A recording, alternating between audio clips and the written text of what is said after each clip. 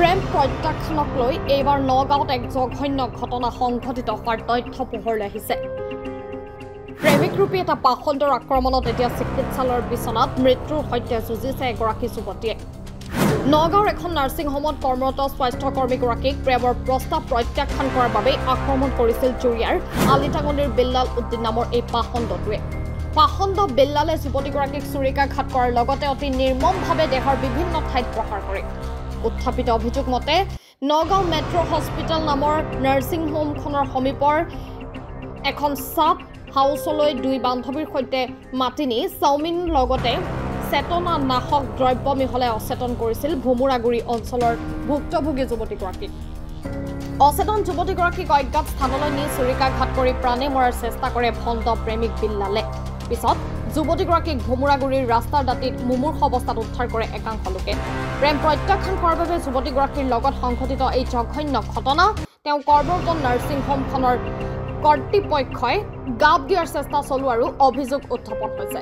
তদুপৰি নগাঁৱৰ হৈপৰগাঁও আৰক্ষী চকী আৰু বটদ্ৰা থানালৈ ঘটনা সন্দৰ্ভত এজাহাৰ দাখিল কৰিবলৈ গৈ আৰক্ষীৰ ৰহস্যজনক ভূমিকাৰ বাবে বিমুখ হৈছিল যুৱতীগৰাকীৰ পৰিয়াল। পৰৱৰ্তী সময়ত নগাঁও আৰক্ষীৰ অধীক্ষকৰ কাষ চাপে ভুক্তভোগী যুৱতীগৰাকীৰ পৰিয়ালৰ লোক। বৰ্তমান চিকিৎসালয়ৰ বিচনাত মৃত্যুৰ সৈতে যুঁজ দি থকা যুৱতীগৰাকীৰ ন্যায় দিবলৈ নগাঁও আৰক্ষীয়ে কেনে পদক্ষেপ গ্ৰহণ কৰে সেয়া সময়তে হ'ব লক্ষণীয়। নগাঁও জিলা আৰক্ষী প্ৰশাসনক কিয়নো যোৱা 23 তাৰিখেৰ পিছবেলা আপোনাৰ আমাৰ ইয়াতে ছোৱালী এজনীয়ে ডক্টৰক সহায়িকা পদত চাকৰি কৰি আছিলে, আমাৰ মেট্ৰ' হস্পিটেলৰ কৰ্মৰত আছিল, কিন্তু বৰ্তমান তেখেতৰ মৰু অৱস্থাত ICUত এডমিট হৈ আছে। কিন্তু আমি বটদ্ৰৱা থানাতো এজাহাৰ দাখিল কৰাৰ কাৰণে গৈছিলোঁ, তাতো কোনো আমাৰ পুলিচে গুৰুত্ব দিয়া নাই। তাৰপিছত আমি যোন থানাতেই যাওঁ আৰক্ষী প্ৰশাসনৰ ওচৰত তেখেতসকলে কয় কি যেন ইয়াত এজাহাৰ দাখিল দিয়াৰ হেৰি নহয়, আপোনালোকে গৈ পেলাই লাষ্টত উপায় নাপায় আজি 10টা 10:30 মান বজাত আমি নগাঁও আৰক্ষী অধীক্ষকৰ কাৰ্যালয়ত আমি এজাহাৰ দাখিল কৰিছোঁ। আৰু তাতে আমি এটা কথাই উল্লেখ কৰিব খুজিছোঁ যে এজনী ছোৱালী আপোনাৰ অন ডিউটিৰ পৰা গুচি যোৱাৰ পিছত তাতে অচিনাক্ত যি দুৰ্বৃত্তই আমাৰ এতিয়া চিনাকি হৈছে, আমি এজাহাৰত নাম উল্লেখ কৰিছোঁ, কিন্তু আপোনালোকৰ আগত প্ৰকাশ কৰা নাই। কিন্তু পুলিচৰ ওপৰত আমাৰ সম্পূৰ্ণ আস্থা আছে।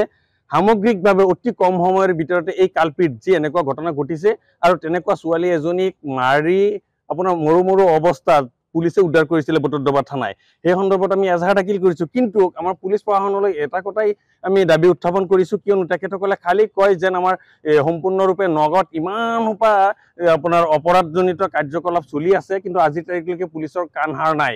গতিকে পুলিচক এই সংবাদ মাধ্যমে ধিক্কাৰ জনাইছোঁ। কিন্তু পুলিচৰ সততা আছেনে নাই, নিজৰ ছোৱালীৰ নিচিনা ভাবি ইয়াৰ এটা উচিত তদন্ত হ'ব লাগে। আৰু যি কালপিত ইয়াত জড়িত হৈ আছে, কিয়নো হস্পিটেলৰ ইণ্ডোৰত সোমাই আহি ছোৱালীজনীক ফুচুলাই নি নিচাসক্ত বস্তু খুৱাই আধা ৰাস্তাতে মৰু অৱস্থাত নি পেলাই সেই ছোৱালীজনীৰ আপোনাৰ সম্পৰ্কীয়ৰ মাটিত নি পেলাই থৈ গৈছে। গতিকে তাকে আমি গভীৰভাৱে আমি ইয়াত দুখ পাইছোঁ। আৰু ছোৱালীজনীক যাতে ন্যায় পায় আৰু আমি যাতে অভিভাৱকক এটা কথাই আশ্বাস্ত কৰিব পাৰে, মৰু অৱস্থাত ছোৱালীজনী আছে, উপযুক্ত কালপিতসকলক ধৰি 2 দিনৰ ভিতৰতে পুলিচ প্ৰশাসনে ধৰি পেলাই ইয়াত সমূলে সমাধান কৰিব লাগে।